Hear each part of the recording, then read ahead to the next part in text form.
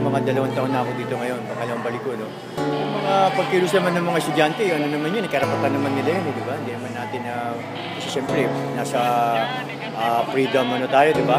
Kaya malaya tayo kung anong dapat gawin, tsaka karapatan din ng mga estudyante kanilang ipinaglalaban. So, ibig sabihin, minsan, meron pang babati ko sa gobyerno, karapatan din naman ng bawat tao yun, di ba? Ng mga laging estudyante, sa tuition fee, o marami pang iba na makita mo na ipinaglalaban nila.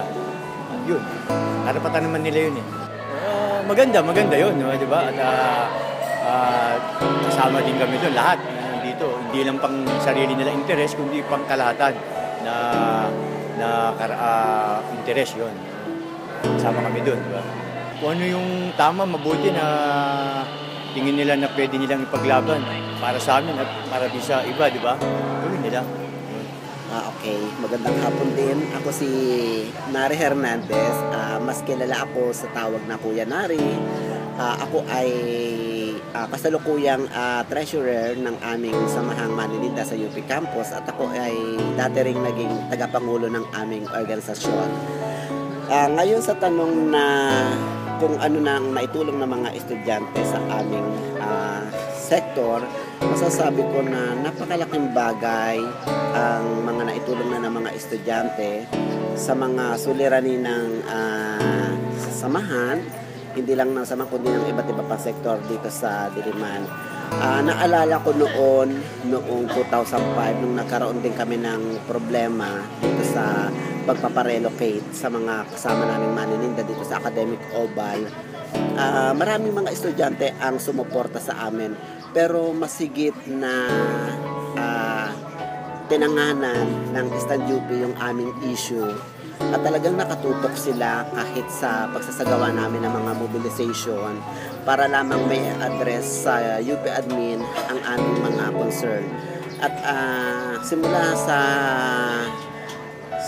sa laban namin noong May 2005 hanggang November 2005 ay talagang nandoon yung suporta ng Eastern UP, no? Na talagang pwersa talaga silang sumuporta at tumulong sa laban ng mga Maninita kahit umuulan, umaaraw ay nandiyan sila. Ako bilang isang buhay na patotoo, masasabi ko na ang Eastern UP ay siya yung tanging organisasyon ng mga estudyante na talagang humahawak sa issue, hindi lamang sa komunidad, maging sa national na issue, ay nandiyan sila. Hindi sila yung tipong lulubog lilitaw kung kailan lang may mga issue, saka lang nagpupursige sila. Kahit walang issue yan, patuloy na nagiging vigilante ang Eastern UP, no? Lalo na sa hanin ng mga mag-aaral at sa mga scholar ng bayan.